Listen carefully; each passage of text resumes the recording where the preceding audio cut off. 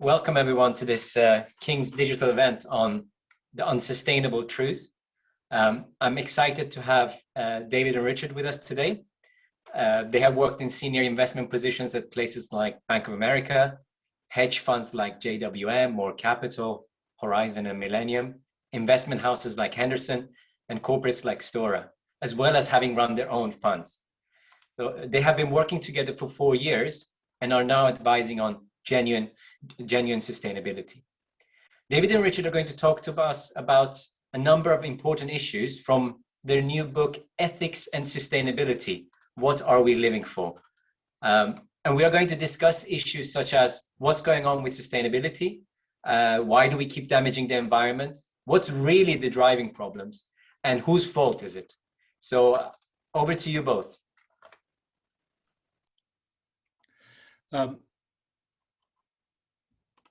Let me just get this going. So first of all, very much want to say thank you very much for the opportunity to be able to talk about something which we feel, actually Richard and I have started to feel very, very passionate about.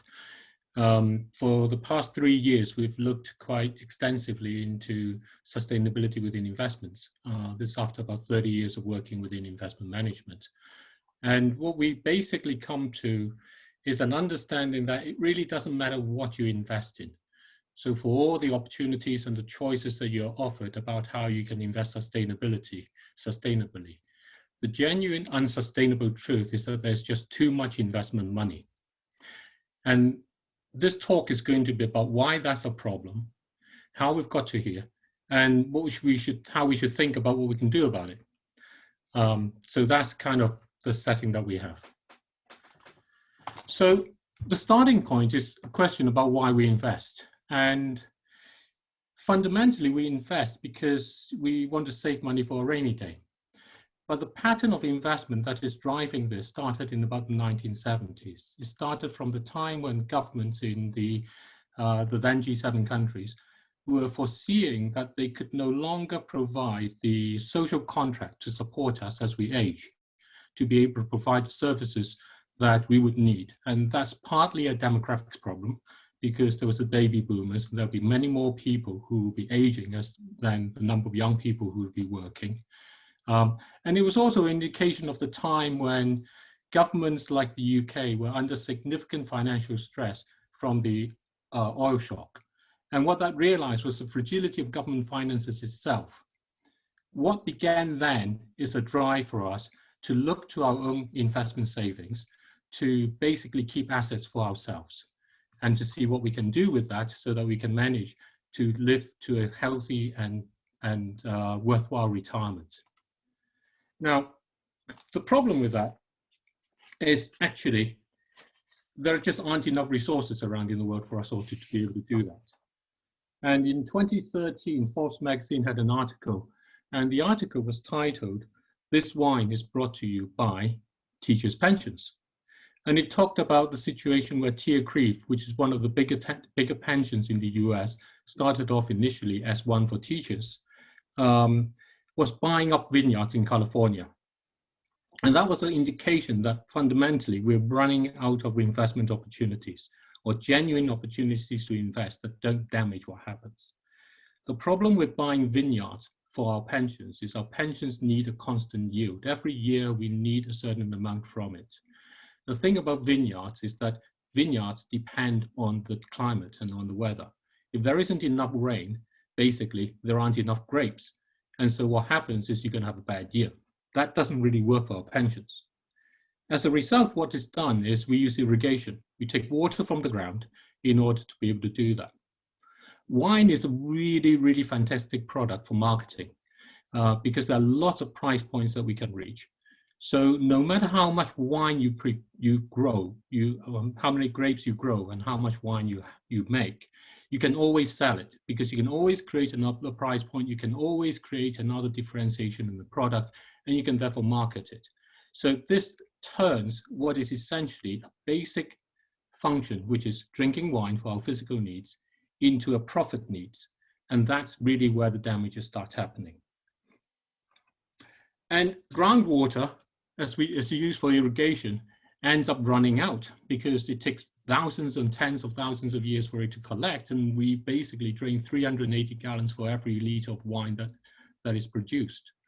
And in California, across the place, land just collapses by tens of feet, and near the coast, salt water seeps in. There are management plans to try and do this, but they started last year, coming into effect. But the review of those plans ends up with the one final conclusion that's very relevant to us today. And that conclusion is that everyone will feel with the plans in place that they're doing the right thing. And the problem will simply get worse because we'll feel that we're doing the right thing. So, good afternoon, everybody, and thank you for joining on this very sunny afternoon. I'm going to run you through a little bit of the investment maths about what's happening here. And at the moment in the world, there is an excess of $100 trillion of investment savings from various pools, mostly pensions, but also insurances in lifestyle events, as well as your regular rainy day savings, like in UK ISAs, etc. And the amount, $100 trillion, is, I think we can all agree, extremely large, but it's almost so large it's difficult to contextualize what it is. And it's more than global GDP, for example, which at the moment is about $85 trillion. And one of the big points here is that this number is not going to go down as more people save for their pensions, more people join the pool of labor that actually have the ability to put aside, or being forced to put aside by legislation, capital into various pension pools. And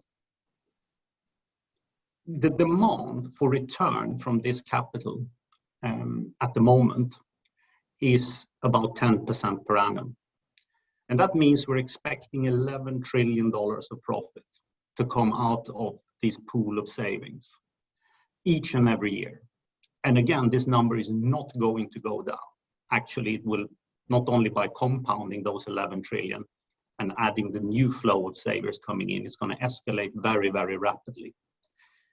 And then you need, again, to look at 11 trillion is an astonishing number. It's the combined GDP of Europe's 4 largest countries, UK, France, Germany, and Italy. If we are required to take this amount of capital out of the economy each and every year, there is no way these 4 countries are going to agree to it. So it's not going to work to squeeze a few rich countries very hard. So if we instead look at taking it out of the whole of OECD, which is 37 richest countries in the world, it works out about $18,000 per worker, because there's about 600 million workers in that part of the world. And that math kind of works for the richest countries, Norway, Switzerland, Luxembourg, where earnings are $60,000, $70,000 a year. But it's not going to work for the poorest OECD countries, with Mexico at the bottom, where a worker actually earns $18,000 a year. So we cannot generate $11 trillion this way. So instead, we go about it doing what we've always done. We push the boundaries and we extract from the planet. We borrow from our children, our grandchildren, great-grandchildren, by kicking the can down the road.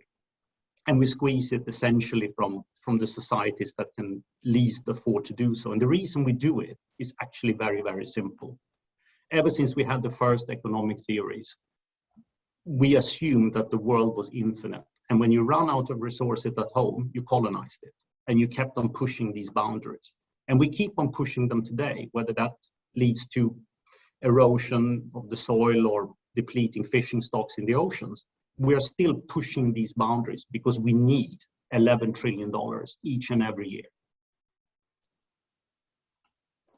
So we looked at a lot of companies and what they was claiming about sustainability, and we looked at a lot about what kind of opportunities we can create in order to drive a way of investing which would be sustainable.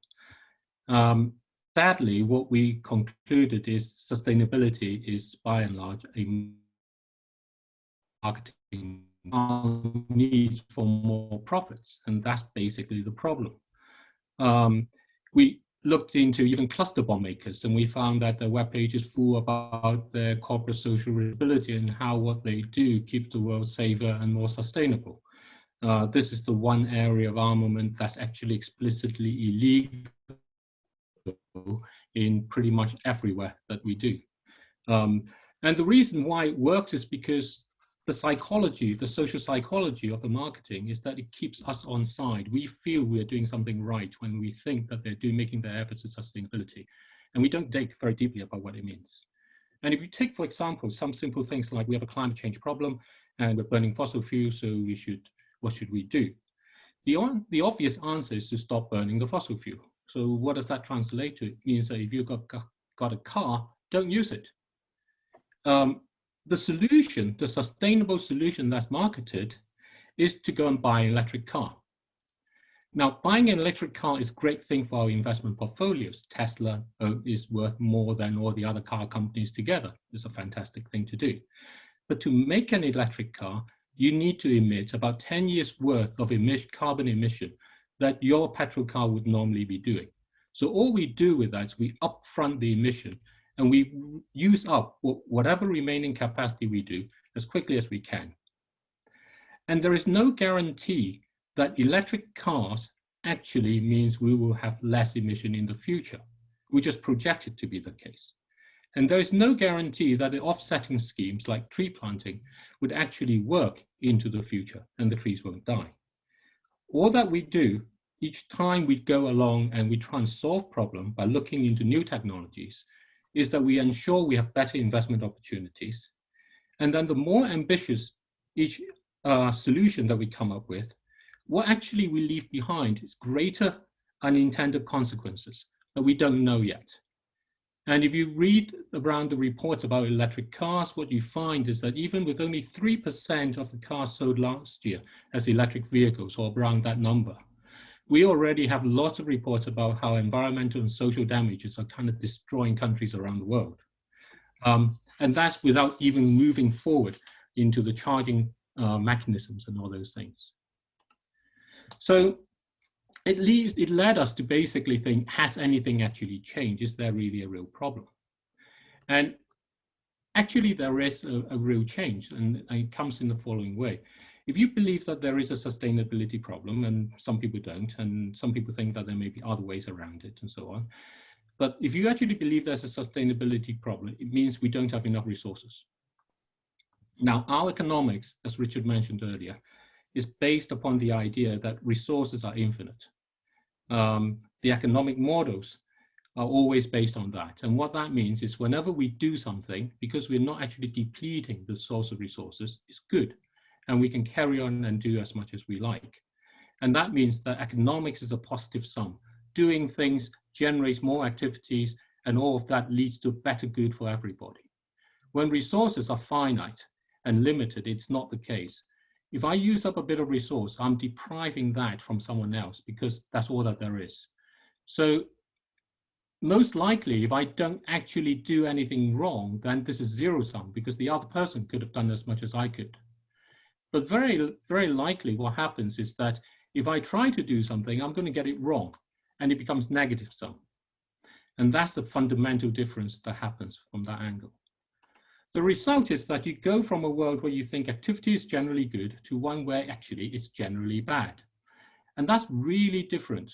When we went back and looked at Adam Smith, who is the father of capitalism and wrote his book about Wealth of Nations, he started the book with an account of how the division of labor with technology enabled 10 workers making pins to make 48,000 pins in a day, when each of them by their own would not be able to make one. And that scale and efficiency is what's being brought into our economics. And that's the way in which all our businesses tend to look at, and that's the way that we work. What it means is that with 48,000 pins, you can use it for anything you like, so it doesn't matter about what the purpose is for, because every purpose is facilitated. You can use the pins to make the firing mechanism in an automatic rifle that's used in a mass shooting, or you can use the pins to make the medical equipment that's used to help the victims of the shooting. When resources are infinite, both things are possible.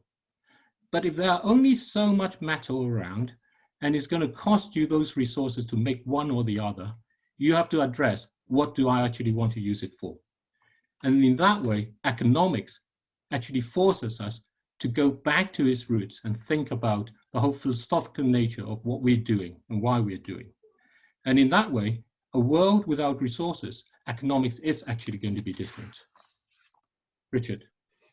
So I'm going to take you back to investments and what this means on an individual level and how we might have to rethink things. The simple investment maths for an individual retiree in this country, and we've used the rule of 30 here, which means you're going to have median salary of 30K, you're going to be working for 30K for 30 years, and you hope to retire and live for 30 years at a level that is above poverty level. You basically need to convert your £72,000 that you're putting into the savings retirement account into 540,000 over those 30 years you're working. That turns out, not surprisingly again, to be about 10% per annum, because fundamentally, I don't think people are stupid. They kind of know this math. And while it's kind of okay, again, for individuals to look for 10%, the problems become when you aggregate them up, like we talked about earlier. And the way we're going to get these 10% now, because essentially you're not going to get any returns on bonds and fixed income instruments, because for the last decade or so, rates are basically zero. The only way you can generate it is from the publicly listed companies. And you're going to squeeze those 10% out. 10%, again, it's not a crazy number, because the US equity market has returned about 9% per annum for the last 150 years. But the problems occur when everyone is wanting to do this. And what's being missed in the debate is essentially that we are the capitalist owners of these companies. It's not some illegal, unregulated entity that causes damage to the planet and our lives. These are, publicly highly regarded companies. And the reason they can do that, and they're not, again, involved in any illegal activities, is because we want to squeeze 10% per annum out of it. And we are the owners. We looked at Amazon, for example, which we identify with Jeff Bezos. Well, he and his family owns 10%. The other 90% is owned by various forms of public savings pools, i.e. us, the regular saver.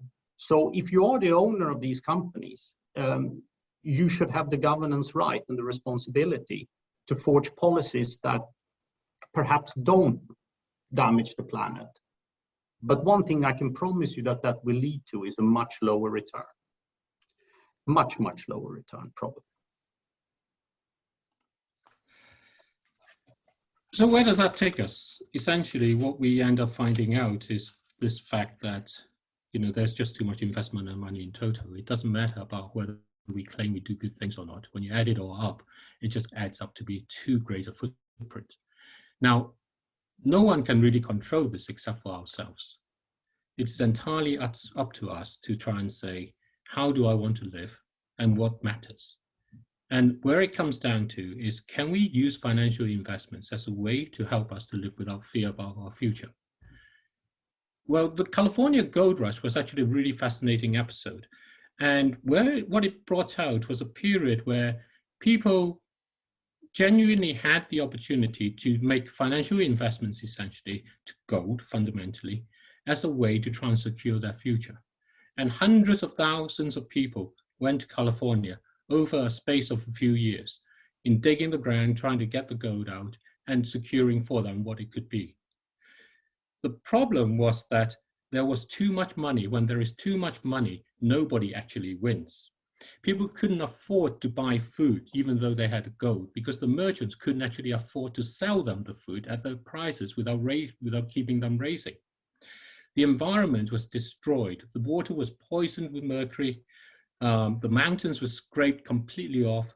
The indigenous population was exterminated, and blatant and official racism became the established rule. Around that time, there were some letters that were written by people who were living there, and they've been kept. And one of those letters came from a lady and her husband who went to California in about the 1949, 1950s. They arrived to San Francisco, and what they recognized was that if they could only rent a house so that they can let the rooms out, then they could have a living. It cost $80,000, they wrote in their letters, to rent a house at the time. And adjusting for inflation over the 170 odd years, this is about $2.3 million today.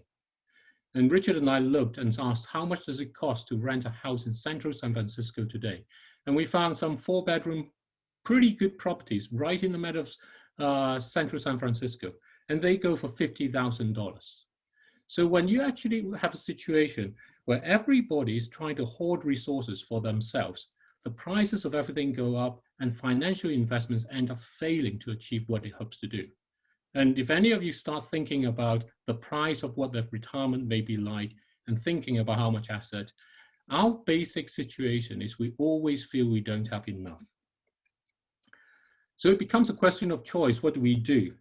And St. Augustine wrote in 387 AD a thesis about free will and choice. And in it, he described the difference between good and evil. And he basically said that good people and evil people, we all want to live without fear. The distinction between them is what we do. Good comes from not doing things. Evil comes from trying to do things to make it possible to have all that we want. And that applies very much to the idea of what are we doing with our investments today. And what Augustine also recognized is that we are neither good nor evil, we are both. And that's when he wrote about, Lord, give me chastity, but just not yet, as a prayer. The situation is that when we look at the opportunities and the investment opportunities within the sort of sustainable world and all of the things that are described, essentially, as we've said, the only thing that we are sure about is that if it is a clear, big solution, it means that there will be clear, big profits. The actual environmental and social outcomes are not going to be clear. And the chances are the bigger the solution, the faster you will get the profit and you will take the money and leave behind all the consequences. What we need to do actually is an approach which is more progressive, more based on trial and error. And trial and error is actually very interestingly something for which the 2019 Nobel Prize in economics went to, field experiments. And this was a group of 3 economists who spent their life carrying out experiments to see how policies should be conducted so that they would have the right impact or whether they are the right policies at all. And in all of those times, the comments were to them, the criticism they faced was, if you believe this was right, why not make it as big as possible? Their answers was always that it's very wasteful to find when you've actually done something on a big scale that you were wrong. And that's what experimentation and trial and error lets you do. It lets you do experiments to find out. And the reason that's particularly relevant for the sustainability issue that we are talking about is because the future is something we cannot foretell. It is fundamentally counterfactual to what we know now. We would like it to be how we want, but we don't know how it will play out. And a trial and error approach allows you to do that. So what should that approach do? What it needs to do is to reestablish the kind of economic connections that lets us feel we have got some sort of an income that doesn't rely as much on financial investments. And that connection needs to be grounded on social connections so that it's not just for profit. But most fundamentally, the ethical element comes back. Can we choose to try and do that instead of hoarding as much resources for our own individual selves? And that's where it has to start. Interestingly, Japan has a science and technology policy, which it labels Society 5.0. It began at the time of Abenomics, so in about 2013, 2014, when he came in as the prime minister there. And for science and technology policy, it's all about experimentation, which seems to make sense. But interestingly, what it says is don't put science first, and don't put the economy first, and don't put experts first. It's a policy which says put people first. In other words, it's a policy to establish the social and economic connections and see how science and technology may be able to help with that, as opposed to the other way around of trying to say, how do we make science and technology become great businesses so that we can fund ourselves? Richard? So, what are the macro implications if you accept a few of the conclusions David and I have arrived at? First of all, what's absolutely fundamental is that you have to accept, I think, or believe that the world is no longer infinite. And that's, for me, is not hard. I believe so. I've seen it in so many ways, but I'm sure there are a few non-believers here and there. But the implications are that economics works in a very, very different way in an infinite versus a finite universe. Most old economic historians, with the possible exception of Malthus, basically assumes that the world is infinite and you can keep on expanding. If it is not, we need to rethink some of the economic models that govern us and shapes us, forms us. Because if the return is going to be much, much lower in a world with finite resources, your 10% might become 3%, and then you will have 150K in your retirement account, and you can do the maths what that means compared to 540. You also need to rethink the shape of your working life. And it becomes even more important to enable you to do something which you truly enjoy, or at least find meaningful and fulfilling to some extent. Because you would probably be doing it for a lot longer than 30 years. And that doesn't necessarily mean you're going to be working 50, 60, 70 hours a week all your life. And there will be a slowdown at some point in that. But it will be important for you to be able to generate some form of income as you approach the latter stages, because in a world that's no longer infinite, investments returns will be much lower and you will have to work longer. So finding purpose and meaning in what you do is more important going forward than it has been. Because if you could rely on investing for rent, and I use that term loosely here as essentially profit being the only purpose with your savings pool, whether that's a coupon from a bond or dividend from a company or rent from a property, you can no longer rely on that in a world that's finite. Because here, all of a sudden, you need to invest as an owner of the business. And this is hugely important to invest for pure profit, because an owner is the only one who can set the purpose of what a business should do over its existence. And this brings back the governance policies, that if we own these companies, we should probably demand that the purpose should not be expressed as a glossy web page or footnote in the annual report from these companies. Because if we demand that they're doing the right thing, there will be some form of growth, hopefully, and probably. It's not like the planet would stop providing any kind of growth, but it will be lower than the 10%. And setting this purpose as an owner means doing the right things will give you some kind of growth.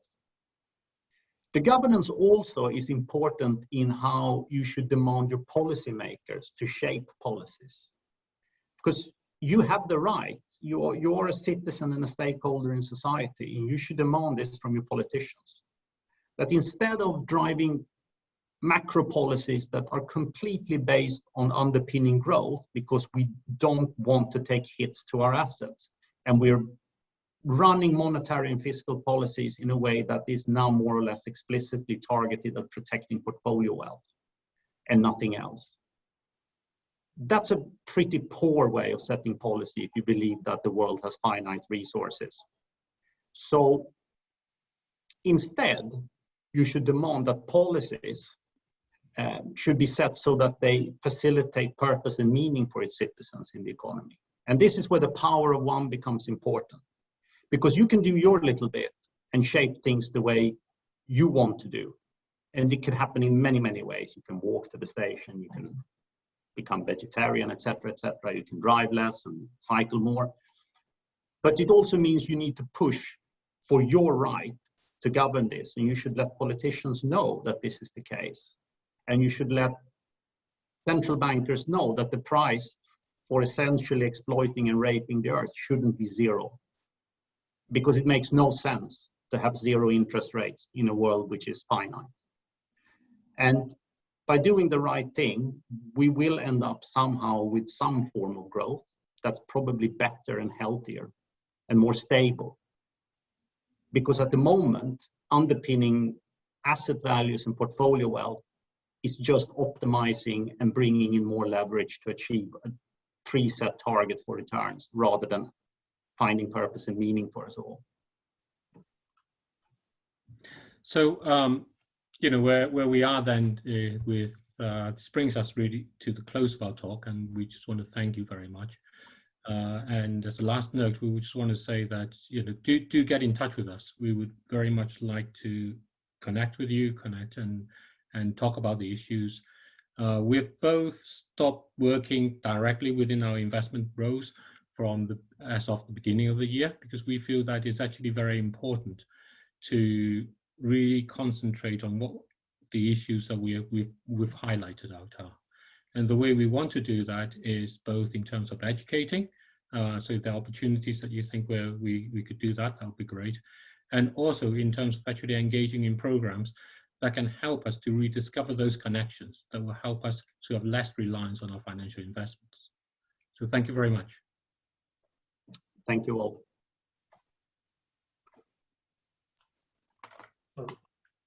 Thank you very much for a super interesting talk. As I'm hosting, I think I deserve to ask the first question, and then I pass it on. We have lots of questions in the Q&A box, and please, for the 170 of you who've joined, please do put any questions you have in the Q&A box. So let me just. I suppose it goes to the very last point you made. You said that we should demand change. We should demand it from our policymakers. We should demand it from people who are governing. I suppose the issues you're talking about are relatively long term, but the issues that policymakers tend to want to deal with are relatively short term. There is this sort of tragedy of the horizons, and the main reason is they are only looking for the next election. And they're looking 4 or 5 years ahead. You're talking about things that need to be changed and have a much longer horizon. So I'm just wondering, what are your thoughts? How can one go about really making policymakers make those changes? You know, let me take that first, and maybe Richard has something to add along with that. I think what you point out is exactly right. It actually reminds me of an ad we found from Patek Philippe, the luxury watchmaker. And you know, their watches cost like, you know, £30,000 to £100,000. And it says, you never own a Philippe Patek watch. You merely look after it for your next generation. And that really is what policies need to start thinking about. And so for policymakers who are thinking in terms of their terms and so on, where we come in is actually to say, you may worry about your job, which is the same thing about company management. You're concerned about your job, but we're concerned about what we own, and what we own is the business, and the business lasts beyond your term. So you are only looking after it for the next generation of people. Or more provocatively, I've gone, was it George Osborne, or whoever it was who came into power to find the note to say there is no money left. That's the kind of thing where you do not want your policymakers to be leaving behind.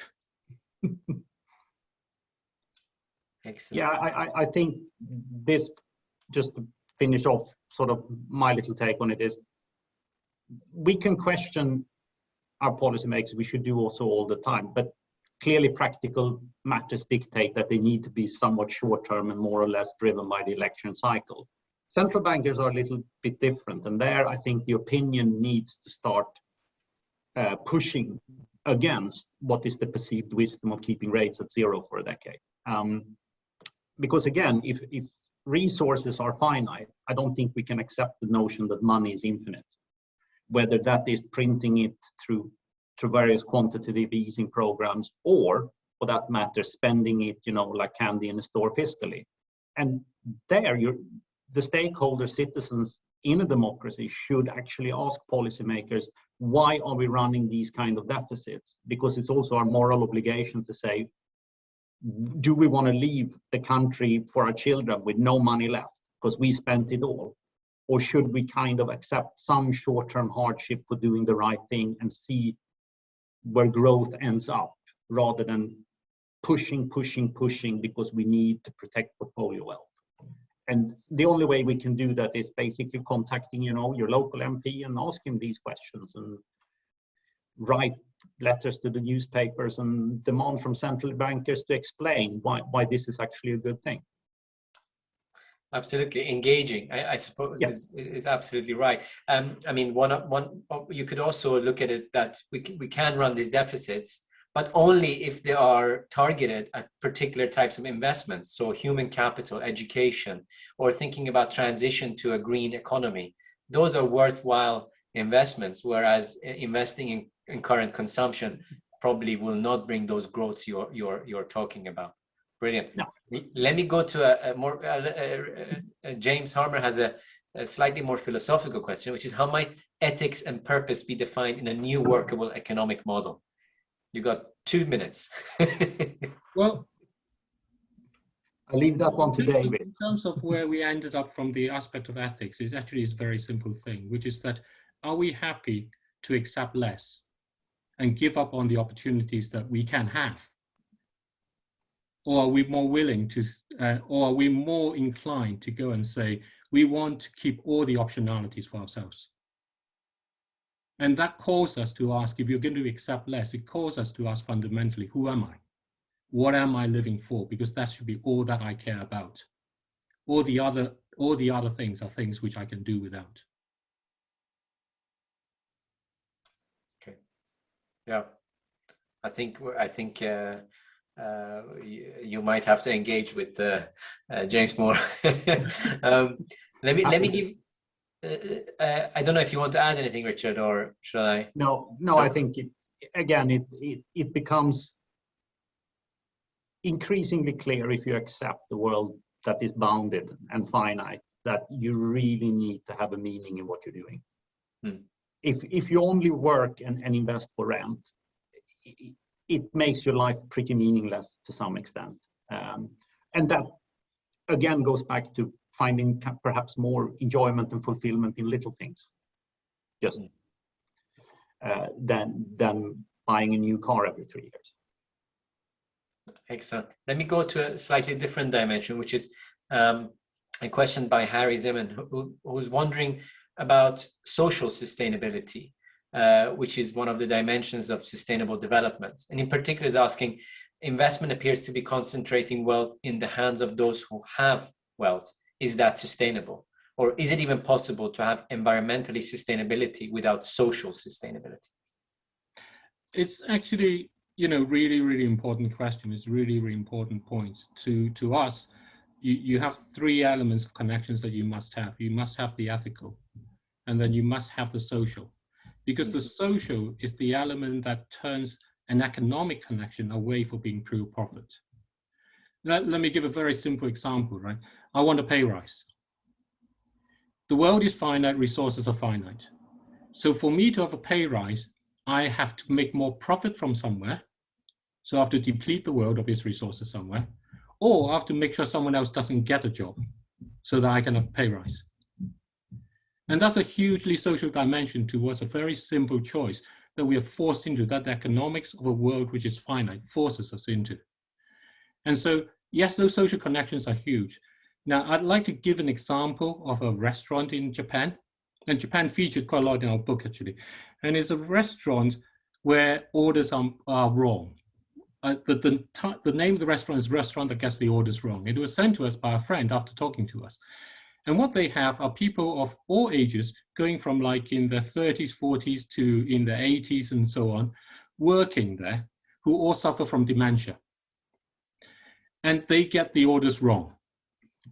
99% of the people who go to the restaurant have a great time. Over 37% of the orders are wrong, come out wrong. But there's a huge social connection to it. And the restaurant is not out there to make profit, it's there to make enough to pay for the people who work there. Because that payment as an economic connection provides the people with dementia a sense that they can still contribute.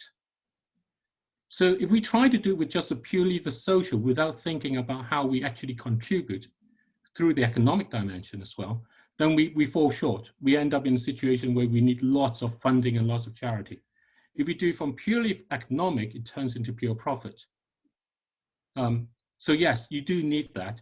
And I think for us, the answer is not about what someone else will do. It is about what can we start ourselves.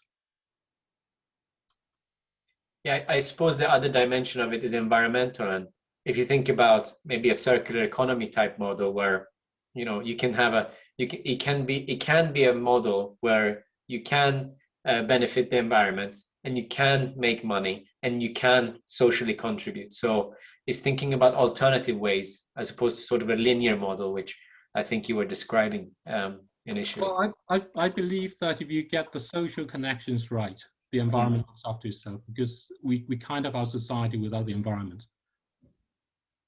I think that comes along. I hope so. Yeah.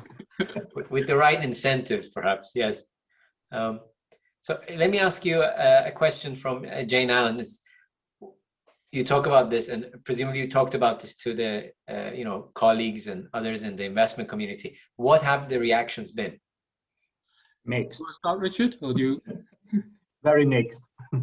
I mean, the first thing to remember here is that a lot of investors are heavily constrained by their mandates, which is essentially to take out the highest possible return given certain parameters of risk.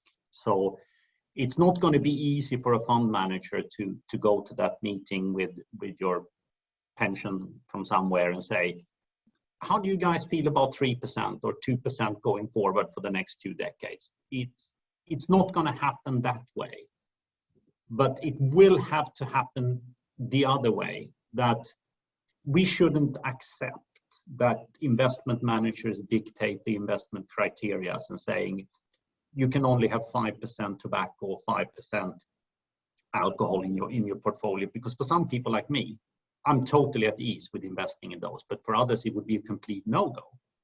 And at the moment it's arbitrarily set by an unelected manager. So we should ask the manager and say, we don't want any tobacco, and then you have to create an entity for that, and it might lead to lower return. Or the example of decarbonizing a portfolio is like how it is possible that you can somehow sell off fossil fuel assets that are not illegal in any way. We're not talking about, cluster munitions here or landmines. We're talking about regular energy assets.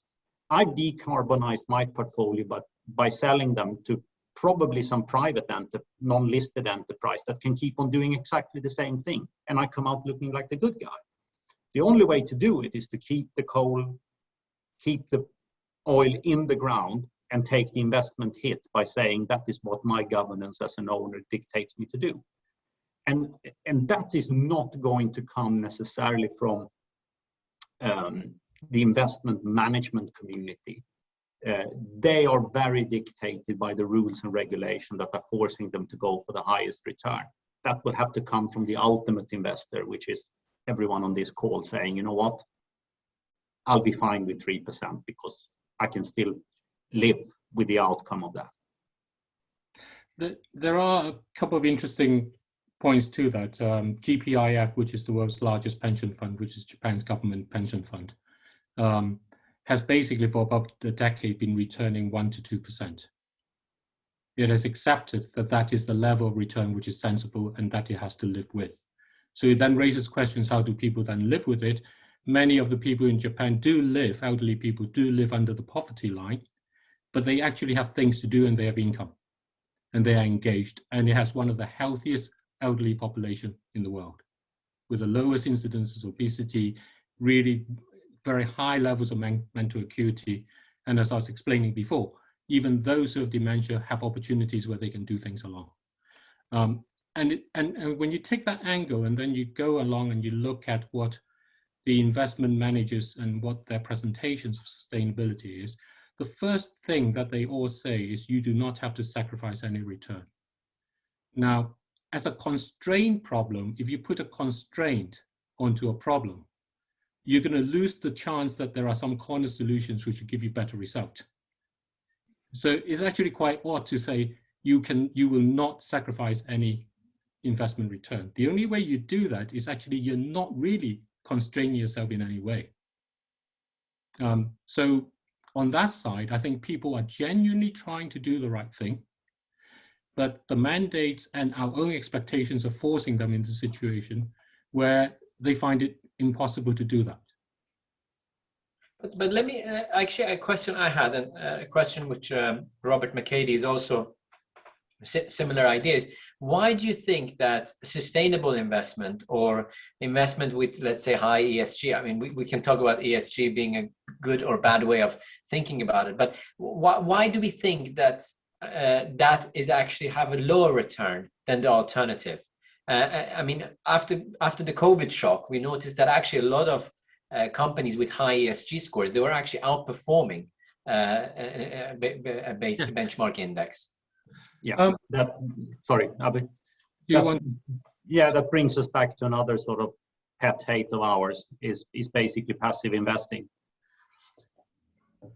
Given that a lot of investment managers now have some form of smaller constraint where it comes to ESG, and they want to decarbonize, and they're not going to invest in gambling or anything that might be offensive to someone in their pool. All of a sudden, when you're now in a situation where more than 50% of the world's equity assets are basically passively managed, it becomes a first mover advantage, in the sense that if an active manager starts buying a little bit, everyone else has to buy into that theme. And for me, it's akin very much to a pyramid or a Ponzi scheme, that you set this stone in motion rolling down the hill, and there's nothing to stop it, because there are so many who has to buy into the story as this snowball keeps getting bigger and bigger, because the amount of active managers that would be prepared to take the other side and say, actually, I think this company might be good in some respect from ESG perspective, but it's simply overvalued, are no longer there to go against it. So again, it's a great idea in some senses, and we all benefit as long as we keep doing the same thing, which is buying into the story. And I think out there, Tesla is probably the best example of a story you're buying into because it sounds very, very good. And there is no one prepared to stand in the way, because whoever went against the prevailing trend got absolutely destroyed. So one way in that sense, really, about investing, and one of the, our own experience with investing is about allocating capital in a sensible way. When you see companies that have really outperformed on the basis that they promise to be able to do something good for the world, which you don't think is going to show up for 10, 20 years, and it's really priced in all the benefits it can have, is it the right thing to allocate more capital to it? And that's what the passive investment does. And the result of doing that is, of course, it performs well. It has to perform better simply because it's a momentum that follows. It's the fact that there is too much money chasing not enough opportunities. And it's just another example of actually what happens. The problem, actually, if I take Tesla as an example, is when the company starts having so much money, what does it do with it? It goes and buys Bitcoin, which has all sorts of environmental issues. And aside from that, Bitcoin is basically, main use for Bitcoin is to pay ransomware. And that's kind of its social use, is to go and pay hackers who come in, lock off your hospitals and your power lines in the US, and then they ask you to pay lots of money to it. Now, of course, buying Bitcoin can be a great investment if you actually want to encourage more of those activities, which will make its price go up further and you make a lot of profit. But in the end, going back to the social angle as well, if profit is your motivation rather than the society that you want to see, there are lots of ways that you can do it. And sustainable investment is actually one of the ways in which you can make a lot of profit. It doesn't mean you will have the sustainable world you want. Of course, there is a big debate whether high ESG scores actually do outperform. In fact, some people argue there's a carbon premium because those assets will be stranded. So actually, those are the companies that should have high return, which I think was what you're suggesting. Another interesting question, actually, from Alex Illingworth is, what is the implication of what you're saying for innovation? The type of things. Yeah, go on, David. Innovation is really important. We need innovation, but reality is innovation comes about in ways we can't really predict, and it takes a long time. So if you go, from where you are into the science and technology labs and so on, and you look at what goes on there, the work that's done are meticulous. They are little parts on little steps on little steps. They try to gather evidence and share that information along in order to see what would actually work. And what we need are the kind of economic and social innovations that help us to see how business can work together rather than try to compete to be the best. Here's a question. Here's two examples about innovations that we need from that side. One is governance. We in our portfolio basically owns every company in the world. We own all the car companies. Do we need them all to be competing against each other? Or can we actually say, because I own all the companies, I prefer this one do that one do that, and that one does that. So imagine you have a garden and you have lots of plants in there. Do you need to go and say, they have to compete to say which one is the best? So my whole garden is just one plant. Or are you going to go along and say, you know what, actually quite happy for them to be not for none of them to be particularly the best, but that they can support each other into building a shape that I actually can live in. And so that's one aspect. And for that requires us to think about governance in a really innovative way. And that's the sort of innovation which there is no discussion of at all within the governance aspect. There's no attempt to even address something like that. The other kind of innovation comes very basically about how we're going to work across generations. Because if you're not going to retire, in the traditional world, you're keeping your job from someone else entering into the job market. And that's just not going to work. So how do we actually get generations to work together so that what together we can do is better and more than what we each can do in trying to keep the other one out? So there's huge areas of that sort of social and economic innovations and great possibilities about what we can try in experimenting with them and finding out what works. And as an example, Unilever this year gave its entire workforce in New Zealand, which is 80 people. I mean, it's not very big there. And Unilever has not got a very big company there. The option to work 4 days a week at the same pay as an experiment to find out what's the way of working that can go on through. So we're already doing these. There are a lot of positive stories as well that are going on, and innovations underlie them. The difference between innovation that we want to see in investments is we want to see a profit soon, versus innovations where we want to see the result. And this goes into the whole problem of business model, where you have a founder premium. If I found a company now, a startup which is based on sustainability, I'm going to see how I can reach out to 1 billion people, list that company, become a billionaire, take the profit. That model requires me to have a growth plan rather than one that actually looks to the outcome.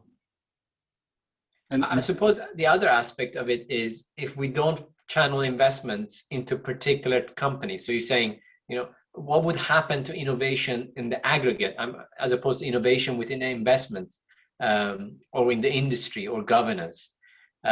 Because in our economic models, innovation is the only source of sustained economic growth. It's not investment. Investment will get you so far, and then you reach a steady state. What you need is I'm talking about technological innovation. And do you think what you're saying would basically dampen the rate of technological innovation?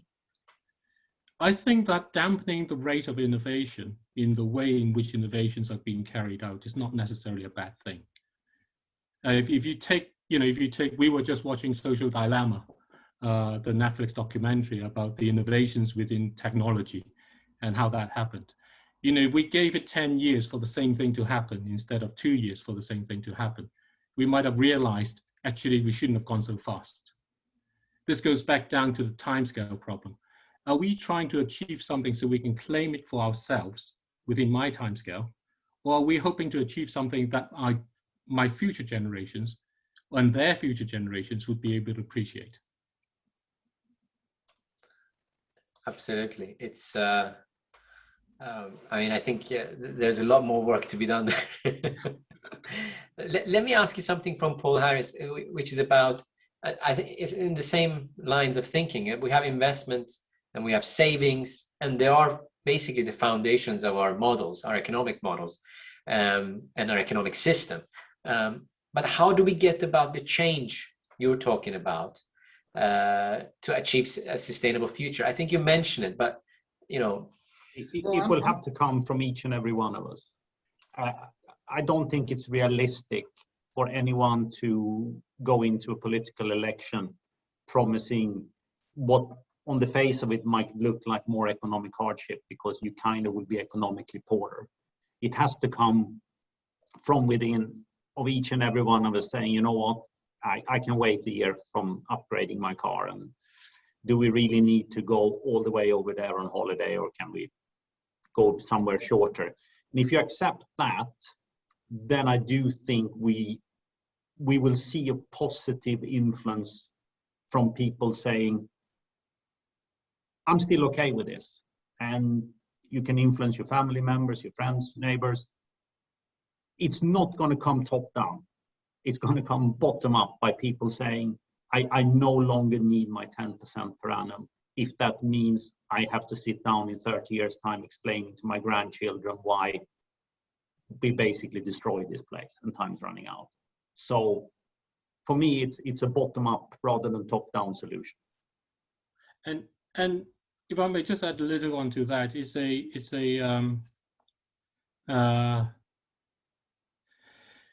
there is a disconnect between our current living. Many of us try to do things where we think, you know, I'm going to cut down on what I use and all the rest of it.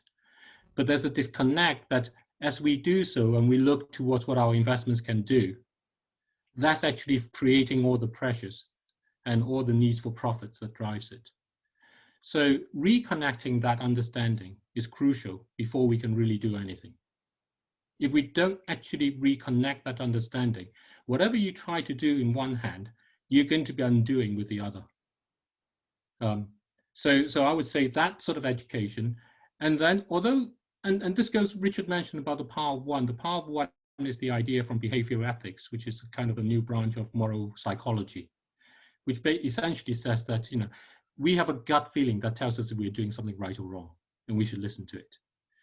And the essence of the power of one is that we need, for us to be true to our gut feeling, we need to be able to talk to people about it.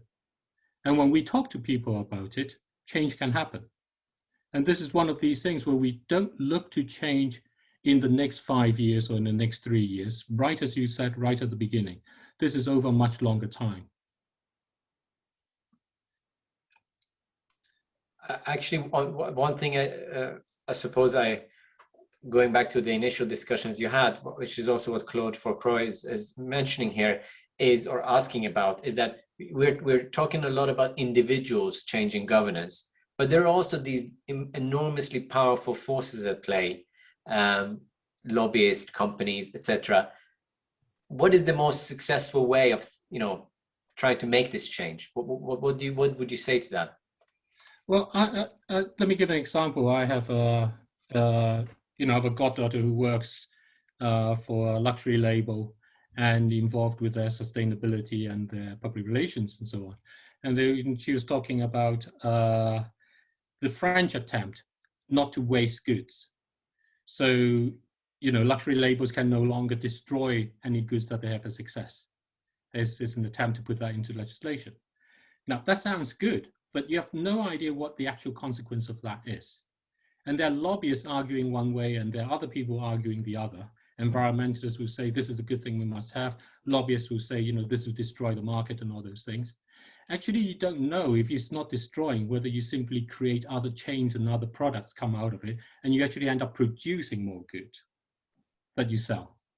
So the real problem is the amount you produce, not how much you waste in that sense, because you can always transform waste into something which is no longer wasteful or recognized no longer wasteful. So the idea of experimentation comes to say, okay, let's try this and set it up. we get some academics on board, we get some social research departments, we get some economics departments on board, and we get some environmental departments on board. We take everybody's views. And we go along and we say, okay, we do a study, we plan it, much like we do plan a drug trial. And we go along and we report it. And as we do it, we bring people in, individuals and consumers along to it, about what we're trying to do, what the purpose is, and here's the result. And it turns out this way because, you know, people like to go to Walmart to buy cheap luxury goods, you know, and therefore it did not work. And that's a report that can come through, and it will help us to say, what's the next step? And this is very much top level policy, how you go about it. The distinction is you don't try to say, I know for definite this will work. Because that sort of thing basically means the people who can pay for the most vocal lobbyist ends up winning without any evidence at all. Richard, any final thoughts? No, I'm very aligned with David on this one. It's moving in small steps with trial and error, and we see where we end up.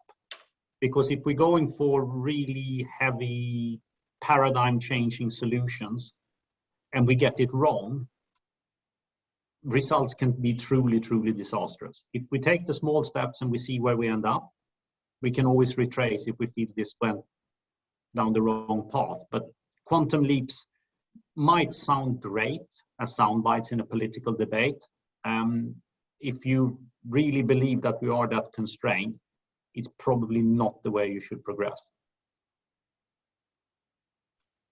There are about 22 more questions here, and I don't think we'll have the time to cover them all. If people don't mind, what we'll do is we'll forward the questions on to Richard and David and ask them to get back to you on those. There are so many important questions here to cover, and really we could have had the session going on for probably another hour or maybe two.